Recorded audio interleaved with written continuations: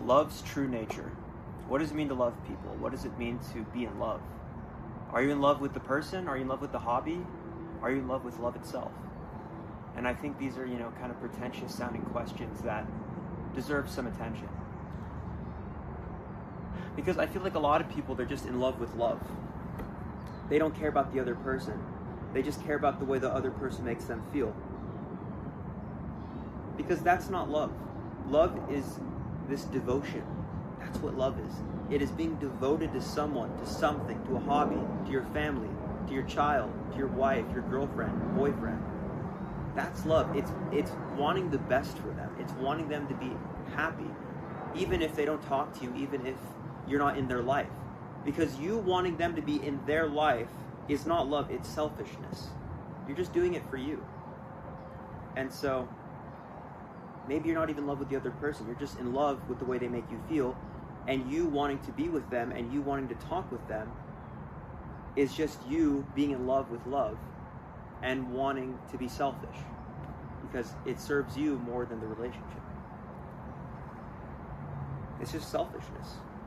You don't want them. You want the way they make you feel. You just want their attention. And of course, right? I mean, having the affection and warmth from someone, it's so priceless, And I think we're honestly in a society right now, we're at a point in our society where, money can bring that to us. Money can give you that affection. Money can get that warmth. Because so many women, they just want to marry a rich guy. They want that rich, successful guy.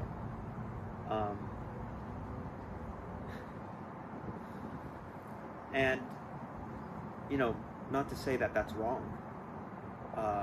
All women want that, essentially. They want a provider archetype. They want they want a man who embodies that. And so, I think that's important to keep in mind. And when a woman, 18 to 25 sees a rich guy, successful guy with like a BMW M3 or like a 911, they're so much more attracted to that guy, and they want to be in a relationship with that guy. And naturally that oxytocin gets released, the neurotransmitters get released. But no, I don't need to overcomplicate it like that. No, they just naturally develop the affection and warmth because that guy already has the prerequisites for their love. Being rich, being successful, being that provider. And so, they're in love with the other person. It develops naturally, but they have to have things that are put in place for that love to even come about in the first place. Like having the money, being successful, being a provider. So money can buy love. But can money buy happiness? I'm not even going to talk about that. That's a separate thing. But no, man, what is love's true nature? That's the core essence of this. And love's true nature is being totally, unconditionally devoted to someone or something. It could be surfing, it could be your dog, it could be your church, it could be playing guitar, it could be martial arts, it could be your, jiu-jitsu studio, it could be your even society. Like I was watching this monk talk, and he was talking about how he went to these different places and to give lectures. And he said he went to Sweden, and he said that the guy over there, like the head of the Nobel laureate or Nobel Society, where they give out the Nobel Prizes, this guy's very smart, right? Very sophisticated. He was like, this society is what I love. I love this society. I see God in this society, right? And so he's devoted to this society because that's his whole essence. That's everything to him. And it can even be a society. That's what I'm trying to say. So something that we're just devoted to, that we see as larger than ourselves, that we really care about, I think that constitutes love as well. And I'm 22, I really don't know anything. I'm kind of just throwing abstract philosophical ideas on the wall, seeing what sticks, but I kind of like doing that. I really love that, actually. I love doing that. I love talking about abstract philosophy. So, are you really in love with someone? Are you in love with them? Or do you just love being in love? Are you a hopeless romantic? Because that's something that I have a problem with. I romanticize stuff way too much.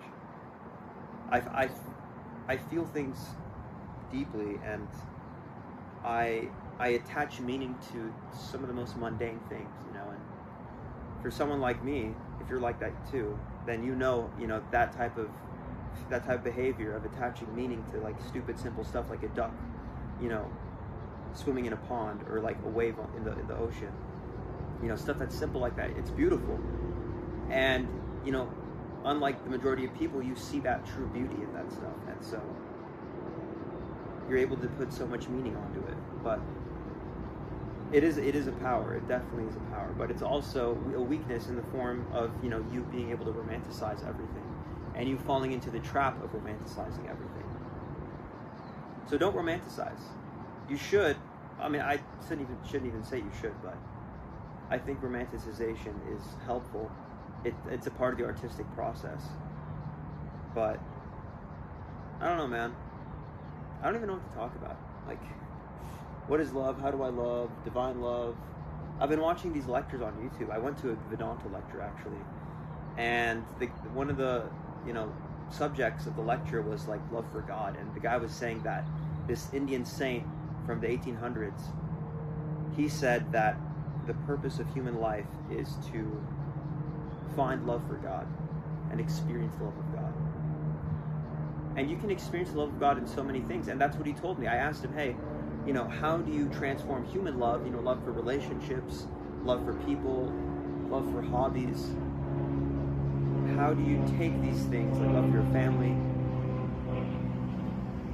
How do you take these things and make them divine? How do you turn them into divine love, divine relationships, divine hobbies, I guess you could say? And he was like, that's a beautiful question. And he said that you need to see the love of God in all of these things. Like in the family members that love you, in the romantic partners that love you and who you love. You need to see God in them.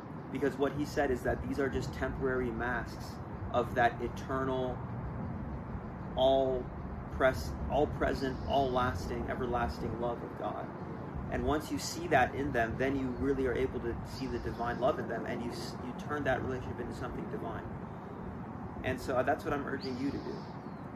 Take that mundane romantic relationship, if you actually love the person, if you actually experience that passion for them, and you're not just in love with them, if you're not just in love with love, and you're not just in love with the way they make you feel and the affection and the attention.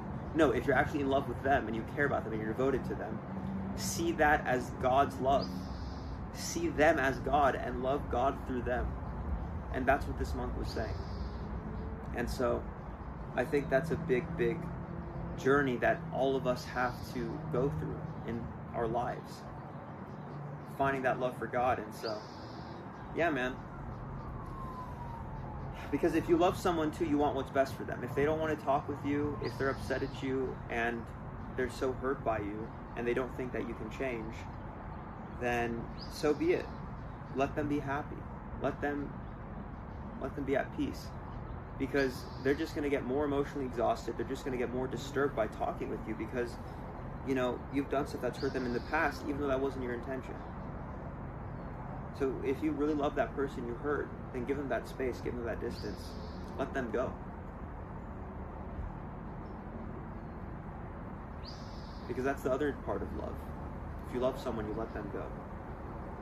And that's hard for human beings to accept. You know, one of my previous therapists, she was telling me, like, letting go is the hardest human behavior.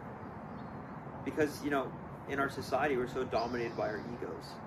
The ego is constantly like, mine, mine, mine. I want this, I want that. Mineness. Does this belong to me? Yes, it does. I want this to belong to me. I want this person to belong to me. I want this job. I want this car. I want. You know, it constantly, it's like this, the ego, it's like this voracious, empty, you know, stomach. It's like a head without a stomach, actually. That's what the ego is. And it just wants. It can't be satisfied. So you have to just kind of detach from that ego death, ego dissolution, right? And realize that all that you can do is let go. You can't grasp on anything. Nothing is permanent. Even though you may get it eventually, you're still going to lose that at one point, because either you're going to die, that thing is going to die, that relationship, that company that you're with, that job, you might get fired. Company might go bankrupt. That, you know, person that you love, they may die. Nothing is permanent, you know. So the only power we have, honestly, is just to see that and let go. And I think I'm starting to let go. Because I want, if I really love someone, I'd want them to be happy. And if they're happier not talking with me, and if they're happier living their own life, then so be it.